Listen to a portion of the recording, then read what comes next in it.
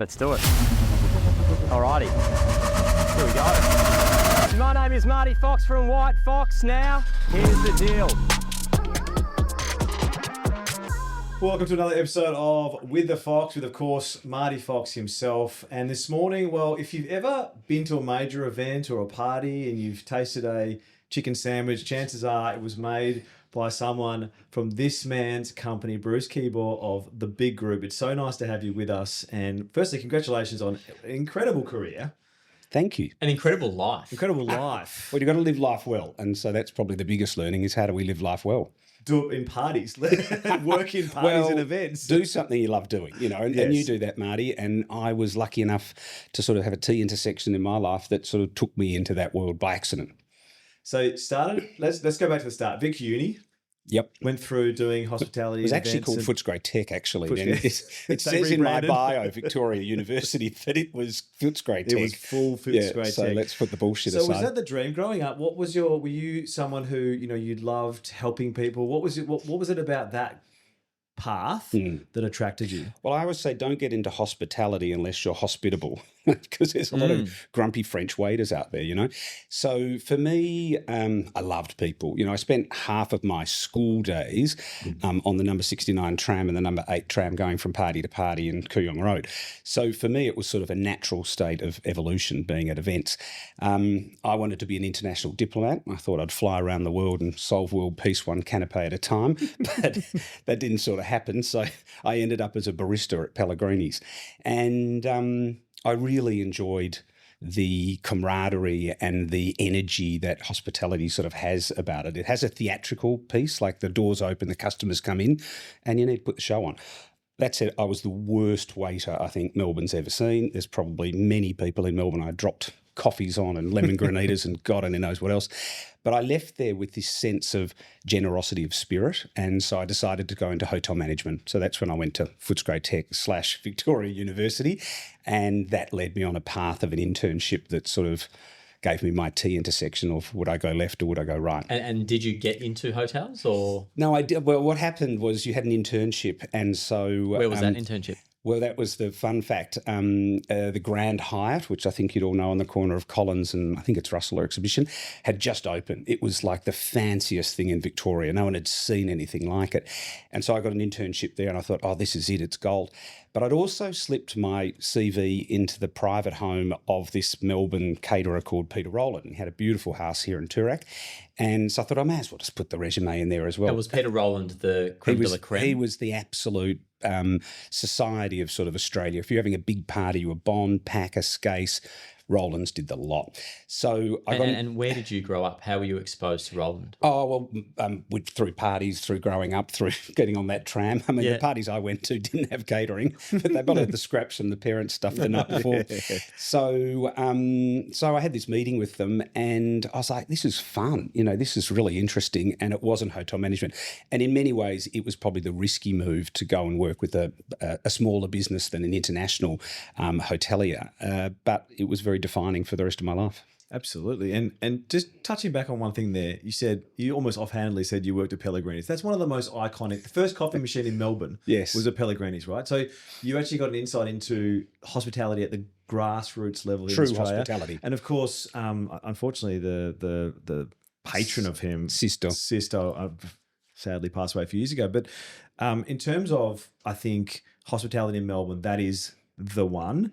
So you must have seen a lot of people come through the door. You've seen how people react when, you know, someone knows their coffee order or they're coming back every single day. That's a big learning for someone in hospitality. It's a really important thing. Like at the end of the day, that generosity of spirit, that ability to sort of forecast what someone needs before they need it. Yeah. Marty just did it for me before. Anyone who looks at this back will see that I'm a bit schwitzy because I've come straight from the gym, and beautiful Marty Fox gets me little paper towels from the bathroom. I mean, that's sort of what it's about. Yes. It's about caring for other people's needs before they even know it. And when the people make you feel like you know exactly what they want, it makes you feel like you're at home. Yeah. And it's like you're the most important customer when really it's just great service making you feel that you're that comfortable you can be yourself. It's interesting. I mean, I've read over the years lots of stuff about entertaining and how through the generations people have entertained. And we think going to restaurants is normal.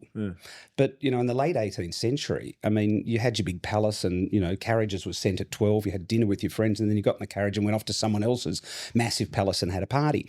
So nobody went to a restaurant. Only the workers went to a restaurant until Cesar Ritz came along and built the Ritz. Wow. And so I love him. He's a genius. He's the man who coined the phrase, the customer is always right. Correct.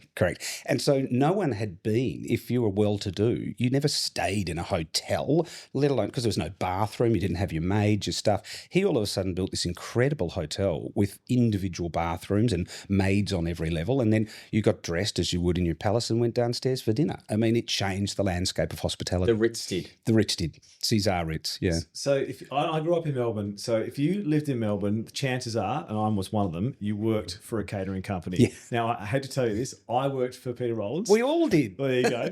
My wife worked for the big group. In fact, Really? she babysat your children twice. Everyone who worked at the big group babysat our children.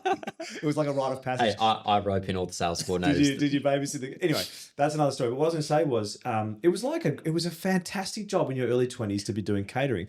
And what I want to touch on, I assume it's the same with the big group, having conversations with friends who did work there. At Peter Rollins, what we were taught, to your point before about that level of service, was never let a glass get empty, always offer a canapé, do the room, the way that you serve, the way that you greet. It was really impressed on us how important that is, because It was a system. it's a system. It's funny, when you become, later in life, when you become the guest, I remember being like standing with a glass and looking around and my glass is being filled and I haven't even asked for it. I'm like, oh God, sorry. But you realise that's just how it's done, and it makes you feel very welcome and very, part of the service. Super important things. And in many ways, both Rollins and the big group were sort of etiquette schools for people in this town to learn how to act and interact. So it wasn't just earning the money that you got each week as a waiter. You were actually learning really important life skills. And there's been thousands of people who've come through big group, and then the wonderful thing, I call them the sleepers, because then they go out and they get a job and they end up being the CEO of Channel 9 or something. So you need something, you go, oh, there's that waiter who used to work for, now he's 40 and he's got this fabulous job. So it's a really important part of that aspect to keep on training. As our business has grown and as we're scaling harder and harder, these systems are really important. So we've created a sort of a toolkit, which is called the Art of Australian Hospitality, which we worked with NIDA, the Dramatic Arts, to sort of bring together dramatic arts and hospitality together, so that academy and training school was just part of the nuance of Big Group. So this is what I find so inspiring. You're about to celebrate 35 years of the Big Group, and you've just said with so much passion that you're scaling and you're doing this and you're doing that, and there's no resemblance of any form of, putting the tools down at any time soon. How do you keep that level of energy and passion and love for what it is that you're doing? I think I've always worked in sort of 5-year blocks, and I think in business it's really important. Snap.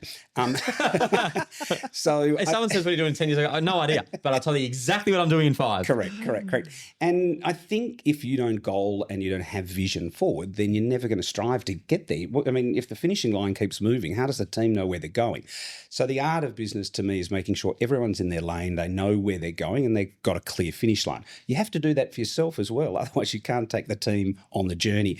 So, yeah, I've always worked in 5 sort of year blocks, and we are at the sort of the end of a 5-year phase at the moment, which for me started in 2020. Snap again. Double snaps. So if we look back at March, we're in March now, aren't we? Yeah, March. If we look at March 2020, this town looked very different for all of us, and especially my industry. So to be 5 years later and have got through, one was survival, the second was sort of thrive, and then the next phase for us, 25 to 30, is scale. Yeah. Well, so can I just, interrupt there? And what's fascinating about 5 years ago, it was a very different landscape, and I thought that you could have very easily gone straight into the political realm, because what you did during that time was incredible, and how you spoke and how you eloquated people's feelings and what you thought should be happening. You would go on 20-minute rants in your car, on your phone, and it was inspiring, and people bought what you were saying and were on your train. You were kind of the face. You were actually the face of hospitality and like making sure that people understood how difficult it was for this industry that everyone needs. Well, look, there was sort of a split for me at that moment because most punters, like most normal people, think of hospitality as a bar, a restaurant, a cafe, no different than where I got my coffee this morning. But the event sector is very different. It operates differently. It's a different set of skills to bars, restaurants and cafes. It's and the corporatised environment. Correct. And it has a much larger economic imprint. So we're talking about $36 billion of economic impact from the business and major event sector versus the restaurant sector, which is about 22 billion. So, it's a really important part of our economy. And so for me, and when you talk to government, I didn't understand clearly until COVID came along how important the connection business must have with government in order to operate at scale. So I will never go into politics, Marty Fox, but what I will do is make sure that I'm close to whoever is in government, because we need to be their champion, not necessarily for our own gain, but this is a wide ecosystem of small business operators, from people who, do calligraphy, or a small florist, or a Red Hill cake maker, to security companies, bathroom people, dog walkers, just about. So there's this huge ecosystem of people who don't have a voice. And so that, for me, during COVID was terribly important to bring them forward and make sure they were seen. And many of them were sole operators. So it was a very, very difficult time because JobKeeper didn't apply to that industry. And now, 5 years on, and part of the reason, we'll get to it about the book, was to use the forums that we can to champion those people, because what's happened in the event ecosystem is we lost a lot of them. And when you lose entrepreneurship, when you lose talent, it's actually not good for the industry. I think competition's great. Come give us a raz. It makes us better, makes us work harder. And we have to rebuild that, because for me, brand Victoria, events capital of Australia, and for me, Australian events as we go global, is terribly important. We cannot lose that reputation. We cannot lose that imprint on the economic imprint of the events economy. On global, what events have you done outside of Australia over the years? Lots, Marty. For nearly 15 years, I worked in the GCC, so throughout, all the way from Saudi Arabia to Kuwait, Qatar, Bahrain, all through Dubai. So we spent many years there working with the most incredible agencies. And has that been great for business back home? We actually never talked about it back home. There's a problem in Australia, we all know it, and you'll be getting it too. Never get too big. If you're too big a poppy, an Australian... Unless you're the big group. No, even more so if you're the big group.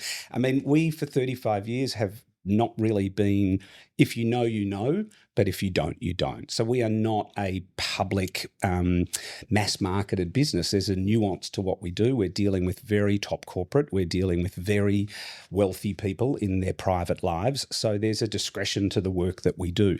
So when we were working internationally, even more so. So, these clients are the royal families of those regions. They're the Sultan of Brunei.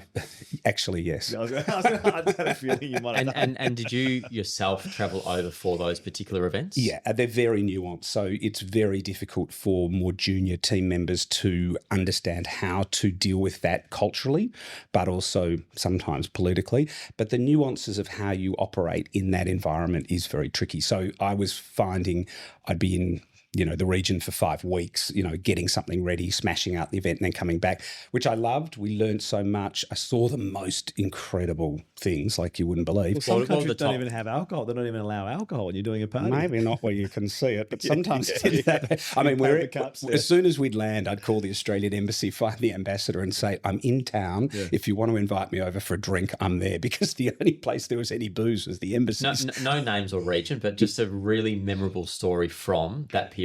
Oh, look, I mean, we're talking culturally, right? So most of the events were primarily weddings for royal women.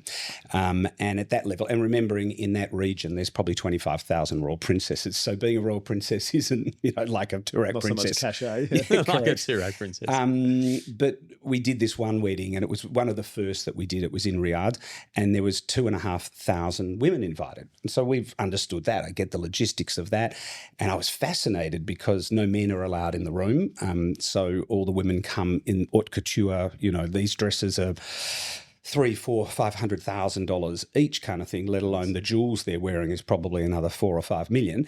And then they have the abaya, the black dress that goes over the top, and because everything when in public has to be non-revealed.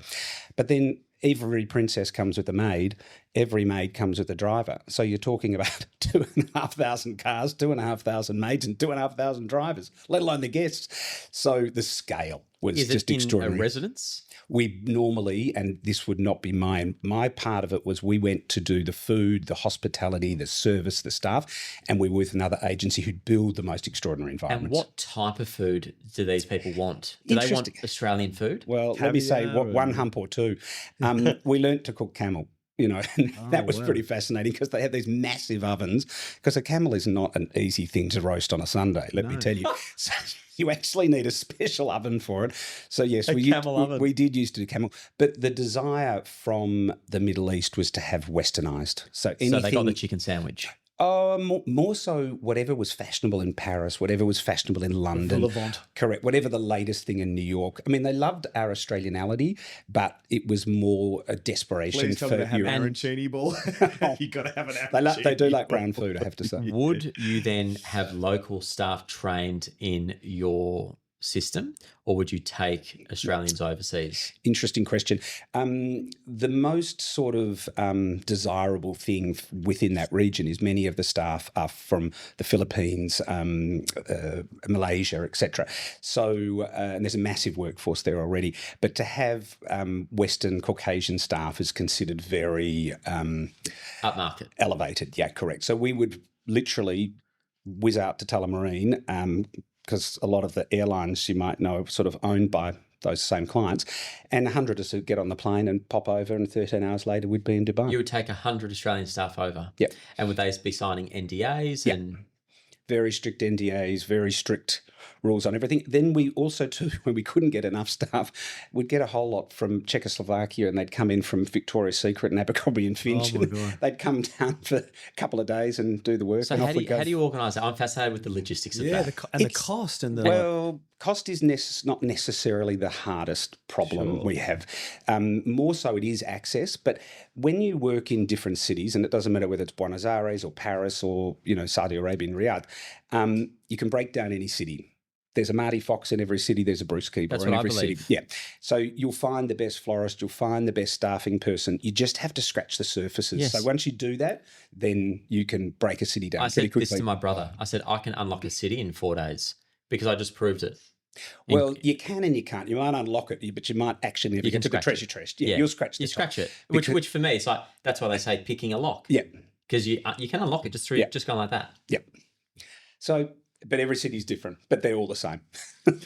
Can I skip? I feel like we've skipped ahead slightly, which is awesome. But just one quick thing which we haven't actually touched on. That journey from Footscray Tech, having worked for Rollins, to then start the big group in 1990. What was the gap that you saw that you decided that was the vertical or the avenue you wanted to go down? Were you the disruptor? Yeah, exactly. And then how were the first few years in terms of, was Rollins making it hard for you? Was it, Yeah, well, like everything, out of adversity comes strength, right? So this was the late 80s, early 90s. Everything had crashed.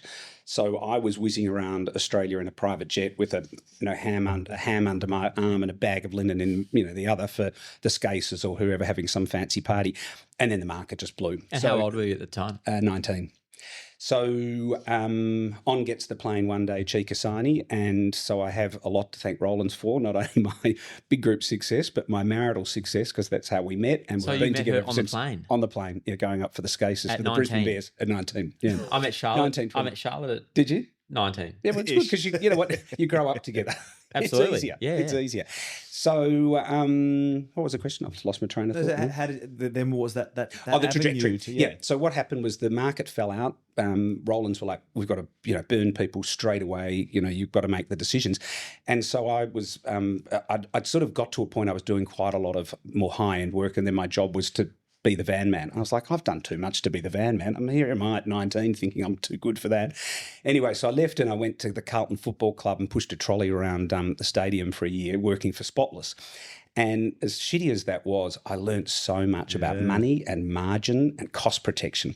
And if you don't know your margins, especially in hospitality, you will not survive. So I can tell you literally at the grain of rice what a margin will be. What is the approximate margin for hospo? I thought you could say for a grain of rice, and I was going to say, I actually don't know, not much. Can't tell you. Brown or white. It varies a lot, mate. It depends on, if you're in a coffee shop, it's very different to a bar or a restaurant. Well, just for some reference, what's a coffee shop? Oh, they'd be lucky to turn over 3 to 4%. 3 to 4%. A high-end restaurant, like? The higher end you go, it's probably closer to 1 or 2. Wow. They are struggling. It's tough out there. A pizza shop? Pizza shop could be good. I mean, you only have to look at Domino's and those kind of larger format, how wealthy that sector is. Correct. So there are elements of it, and you have to find the right mark. What we've kept as a very nice secret for a very long time is in the event sector, we don't have waste of product or people, because if I look at the diary on any night, we might have 13,000 or 1,200 people, whatever, being served that night. I know exactly how much labour I've got. I know exactly how much food I need to produce. Versus if I'm in a restaurant, bar or cafe, I'm waiting at the door, hoping someone will come in. So our formula is money spins quickly. We know our budgets, and so we can actually run it as a business. Plus the client is paying upfront for versus going to a restaurant and going, I'm going to order everything on the menu. Well, that's the really big secret. Please don't tell anyone that. But if someone's having 1,000 people for dinner, one person's paid the bill and 999 having a great time. Well, it's hard enough to get the measurements right with 3 kids, let alone you're putting on an event for thousands of people, knowing how many arancini balls, knowing how many... chicken sandwiches. So what was the break point? What was it? Sure, that normally there's you got a great client, the thing that broke the momentum. So what that was, we sort of I started at A for advertising in the Yellow Pages and basically hit all the ad agencies. And in those days, the ad agency was the gateway to corporate Australia because they did everything creative. So if you're Shell or BP or BHP, your agency controlled all the fun. They controlled the messaging, the media, the staff Christmas party. So it was fortuitous that I did start at A for advertising in St Kilda Road, knocked on all of those doors, and everyone became our client from Badger, Clemenger, all the way to Young and Rubicon. But what they did was feed us into this network in Melbourne that then got us straight into big corporate Australia. And so we started doing gala balls and dinners, and then we ended up winning this project. And we were young. I think we were 21, 22 for the opening of Southgate down there. You wouldn't remember, but it was a massive opening. Yes. And I think there was 5,000 or 6,000 people there, and literally we were working from our mother's kitchens. So I remember the day they handed me the check, because it was like 300,000 or 400,000 in those days. It was the deposit. And they've handed me this check in the boardroom. They said, by the way, how old are you? And I've said, and I was like I am now, hairy, and I probably looked older then than I do now. And I said, I'm 21, and the whole board have just gone... It's a lot of money to give a 21-year-old. Were you a 21-year-old that looked 21? No, I looked 50. You looked I look 50. younger now than I did then. But they gave us an opportunity. And, when you get that opportunity, your job is to honour it. Yeah. You've got to honour it. You've got to bring it home. And we did. And so we still have that same belief today. Every day, whether you call it the curtain goes up or the door opens for the guests, you're on show. And you've either got to make it work or make the sale, or you don't. So it's a business a bit like real estate where you are under pressure the whole time. Never gets easier. No.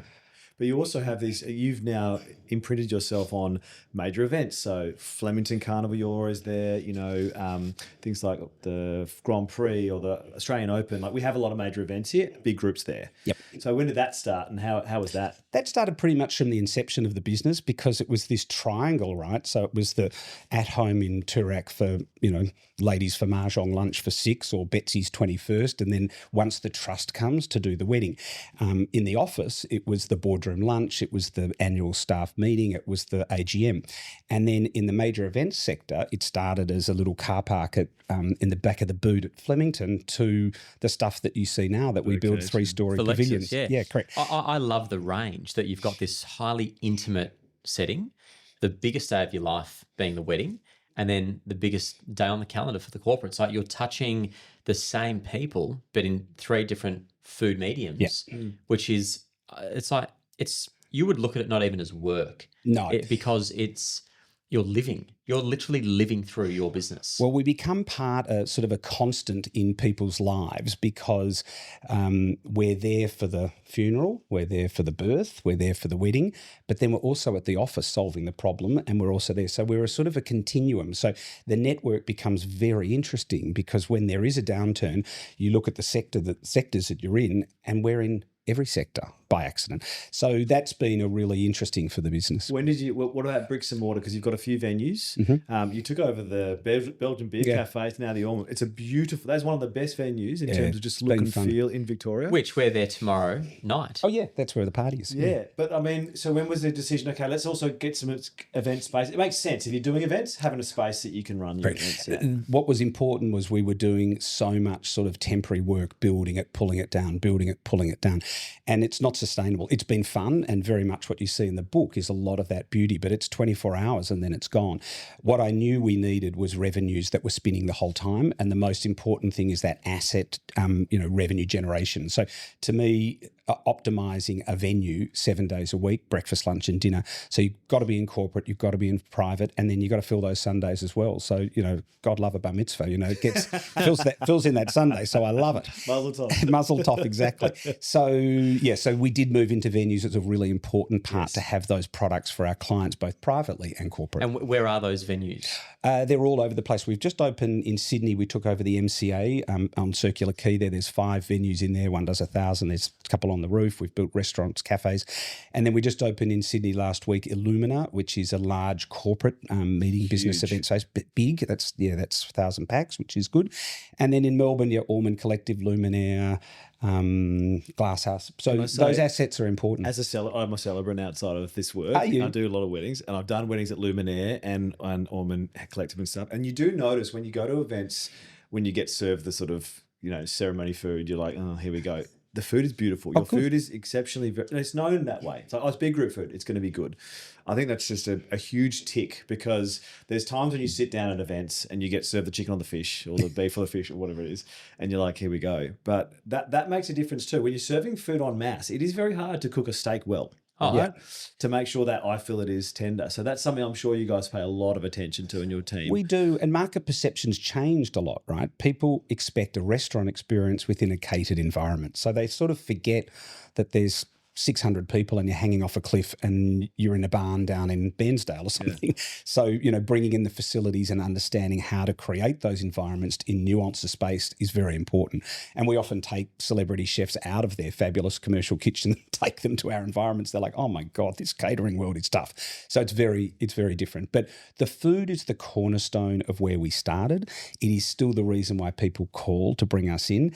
In the pie chart of revenue, it is smaller than all the others because the business changed over the last 10 to 15 years, and the environment in which you're eating is just as important as what's on the plate. But you're also rated on the food. Yes. You don't make the drinks. You can serve a Peroni anywhere in the world and it tastes like a Peroni, but your food is your food, right? Yeah. So people and the experience of the waiter. Talk to me about that pie chart. You said that the food's a small slither. What else is in that pie chart? Well, when you look at an event and you sort of pull it apart, food's part of it, booze part of it, the people is part of it, the build is part of it. It can be very hard. That experience, that entertainment, how you're eating with your eyes, flowers, all of those other things become a component. And to your point earlier, when we started Big Group in those early 90s, there was sort of a caterer over here and then there was a design team over there and there's someone else here. We put it together as a hospitality agency. So we became somewhere where you could call and we'd have a one-stop appeal. And what that did was it meant when we were working with, say, a luxury brand or even a corporate brand whose vision and values you understand, we can design that event for exactly that right demographic. When you get to personal brands, private work, it's a bit trickier because often people don't know their own personal brand. But that was our secret sauce. So now as we work in New South Wales, it's a very different market. Everything's in silos. So we believe a one-stop shop is an easy way to go. What do you say is the big differences between the Sydney market and the Melbourne market? It's very simple, Marty Fox. It's geography. That's it. Everyone always says, what's that mean? I say, well, Melbourne was a planned city. If you're sort of well-to-do in Melbourne, you've got an acre block up here, you've got a couple of tennis courts and 500 pools and a mansion. So when you have a party, and in the 70s, 80s and 90s, Peter Rowland, Kevin O'Neill and Harry the Hirer came in and put that party together. And so that created a really big ecosystem, and that's the way you entertain. If you're in Sydney, you're in a place off the harbour, it costs 70 million. Someone's looking at you from one side and you're looking out, but you've got no space. So you entertain in a restaurant. So it's very different. The other aspect of it, which is really important, is, in those Kennett days when we built the tennis centre and we won F1 for this state and Flemington, there's nowhere in the world that you can stay in a CBD hotel and walk to an open or catch a tram to F1. Well, there's 4 opens in the world, right? Yeah, And one of them's here. It's extraordinary. So we have an asset that is so important in Victoria, and our major events are vital. So our biggest asset's the culture. Our biggest asset is the infrastructure, I think, Marty, because the ability to have that infrastructure is monumental. I mean, everyone's going on about the Brisbane Olympic Games at the moment. I think we're going to win most of the events. They have to come to It'll become Victoria. the Australian Olympics. I couldn't agree with you more. And that's what I'm banging on about at the moment. A state shouldn't be taking the Olympics. It's Australia putting on the Olympics. We should aggregate those funds and present and put Australia on show at that time, housed at Brisbane, but shown around Australia. I think the athletics will be at the G. Like, you tell me it's not going to be at the G. Well, they're trying to rebuild the Gabba for it, but we'll see. It's In just 7 years? Yeah, I know. no. I mean, I've been waiting for this tram line to go past from Burleigh to the airport. Up in the Gold Coast. I keep going past and they're ready meat pies. Yeah. You go to Dubai and you watch the workers. They're working. It's done in weeks. Well, Half of Literally. them die. a worker in Dubai is not getting $240,000 to spin a thing, but that's a whole nother podcast. That's another podcast. So, okay, let's get to some Marty loves some juicy stuff. What's some of the most outrageous things you've been asked to do at a party, like get an elephant or, have Katy Perry sing? What are some Well, of it those? comes Well, back to the that's boring clientele. because we've done both of those things. Yeah. An elephant? Tell us about the elephant. Oh, look, elephants are fun. Well, we had this wonderful client years ago, and I think it was the groom's sister or the groom's brother, I can't remember, and they thought it'd be fun that the bride and groom should leave on an elephant. So they rang and said, can we get an elephant? I said, oh, sure. I just say yes to everything, worry about the problem later. Okay. So what do? We call the circus. And in those days, you probably can't get an elephant. Now it's probably very unwoke. But so I just said, let's get an elephant. Boom, it was all booked. Anyway, I'm on comms, the bride's about to go. I said, bring down the elephant. And the girl says to me on the other end, not elephants, Bruce. Not elephant, elephants. And I said, what the? I said, she said, there's 7 elephants here. You've got to have the whole family. Oh, my God. So the whole family's coming down like the Jungle Book with their little tails and noses hooked together. And I'm like, I only fucking want one. Get rid of the other 6. And she said, if you get rid of them, they're going to back up. So off they went with 6 elephants. But elephant shit's not small. Oh, no, it's not good. Oh, and the hair on an elephant is like literally like needles. Yeah, that bride was not so comfortable. Tell me about something that I saw on social media, the celebration of your 50th overseas. Oh, yeah, that was fun. Well, I genuinely believe that you've got to celebrate big moments in life because, and honest to God, and I'll say it on this podcast right now, if I die tomorrow and I go out there, I've had and got run over by a car or something, I've had the best life. Every day I've had fun and seen things. For my 40th, Marty, I had 1,000 people for sit-down dinner, which was, God, bloody terrible. I hated it and I had no fun. So for my 50th, I really wanted a much more curated group. And so I had 80 and we sort of flipped around the Amalfi Coast and So I Capri. see Nick Rutherford spinning the... Nick came over and spun some. He did that wedding. Yeah, He's he did. And also another thing that I'd like to know is you've got, and you promote, your children, your wife, you've got a great tight-knit family and you work hard, you play hard and you have a lot of fun. People ask me all the time, growing a business, spending time with your wife, integrating your kids. How's it worked for you for 35 years, integrating all of it and being in love with the moments? Yeah. Well, there's sort of been a natural thing, a bit like what you were saying before with your wife. We've grown up together, right? We've fought every battle together. We still every night go to bed and go, okay, what about this? What about that? So we've shared everything. So that's been super important. Probably the thing that both Cheeks and I are the proudest of is that our kids have grown up to be resilient, independent, and very much their own people. And, there's that sort of hangover that everyone says, oh, your children should go into the family business. And I'm like, no. You in life must do what you are passionate about and you've got to get into your own lane. And I feel very proud that they've both done that independently. And in the end of the day, that's your greatest success. And I feel very proud of our relationship and the kids. More so than the business. They're the 3 pillars. It's, your relationship with your wife. It's, a lot of people say, oh, do you put the kids first? Well, no, actually, Never. you put your relationship first because it's the relationship that holds it all together. Yeah. and the kids and the business. It's We've always done the same thing. I've always said there's a triangle and at the top is us. And if we muck that up, then everything else gets mucked up. And number 2, we always said was the kids, but sometimes they were number 3. Sometimes the business was number 1. But the order was always supposed to be us. Yeah. If we don't get that right, the we've got majority of the nothing to time give it's the kids. you guys. Correct. And then the business. Yeah. Can we touch on briefly, because he's been through it now in the last couple of years, and you have a little bit too, the experience of reality television. Mm-hmm. What was it like for you? Obviously, Chica being front and center, but you were obviously part of it. Yeah. Was it invasive? Did you enjoy it? What was it like for you? Look, I think it was a really great thing for Cheeks at that time. She was in her mid-40s and she was going through a change of where she wanted to go and what she was doing. She hadn't been as involved in the big group business. Her passions really are the things that she's amazing at, and that is interiors, lifestyle, design, home. That's where Cheeks, and that's what created Big Group in the beginning, was her beautiful eye and her style.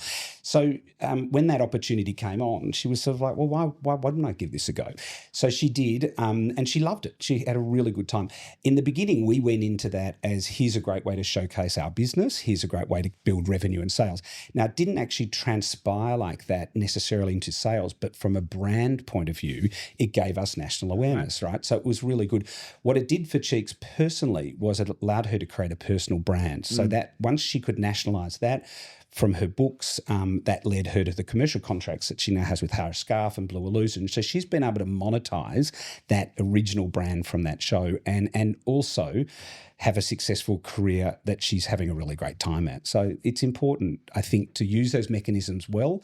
The problem is some of them, I was watching MAFS last night, I'm embarrassed to say, sometimes the format goes on for so long that the characters inside know the next steps and stages. So it takes some authenticity out of... Well, it's got to be a bit curated. I mean, Marty's experience on the block is different because it has to be non-curated, otherwise it makes no sense. He's got to walk into a room and have people no think experience, it's planned, but right? my position on the block is very unplanned because you actually do walk in with fresh eyes. Everyone thinks, you know what's going on.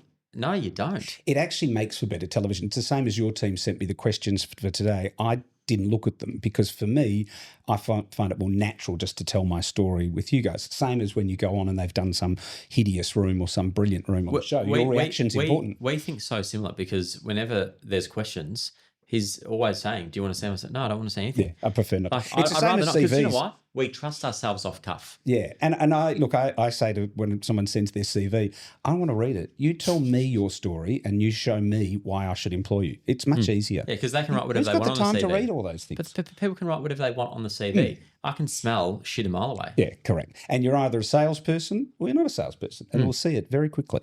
So you said before, if you step outside, and I hope it doesn't happen, you get hit by a car, it'll be okay. But so what are the moments in this last 35 years of the Big Group, and I'm sure there's plenty, what are the moments that sit at the top for you? What are the upper echelon, the ones you hang your hat on?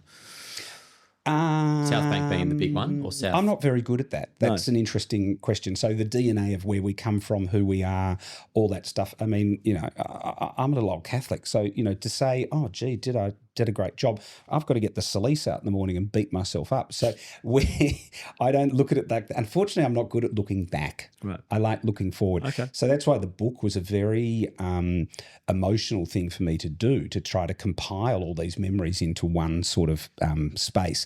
So, yeah, I can't hang my hat. I want to ask you a question. Well, Okay. This book is, Can I say, it's like a bloody heavy. bicep curl. It's how heavy is it? it's 5 so- kilos? It's, They're shipping some to London. We've got a launch in London next week after next. I'm like, stop. If you're watching the podcast, this is the book. And by the way, unbelievable coffee table book. Oh, Look at the it's size going of in it. my front lounge room. That's Hopefully for- that's that's But we for did mine. that coming for the back to real you. estate sector because Look at that. the cover was going to be red, and everyone's like, nobody puts a red coffee table book on. So I said, do it black and white. It's unbelievable. You wanted to ask about this? No, I want to know, you said that you work in 5-year blocks. Where are you 5 years from today? I have scaled the business further. I'd like to move into Where the business. We'll go further in New South Wales, more venues, primarily not private so much. It'll be more venues, major eventing. Brisbane for us is a right market. Do you own the freehold or do you create the businesses? No, it's very difficult for us to own freehold in those large-scale venues because the physical assets would be They're 40, 50, institutionally 60. owned. Correct. So we will build out a contracts business. We think Brisbane is a really interesting market. We also think there's some space in Adelaide. So that's probably the plan. We've both got aging parents at the moment. So that is something that's keeping us sort of bound more to Australia. But our dream would be to, live in Italy 6 months and be here 6 months. I love that. What a great little plan that is. Yeah. Like a little plan. No, it's a big plan. You know what? You need problems in your life. Everyone says, why would you want to buy a house in Tuscany? We've read the books. It's all terrible. I'm like, well, I want problems. My whole career has been about problems and solutions. Do you think I'm going to stop now? Well, if you solve those problems, you get paid. Correct. Or if I grow something or a goat, eats up the whole lawn at my Tuscan villa, I'll have to bloody get the lawnmower out, won't I? Now, this is the big question. You may be giving away the 11 secret herbs and spices, so apologies if you have to do that.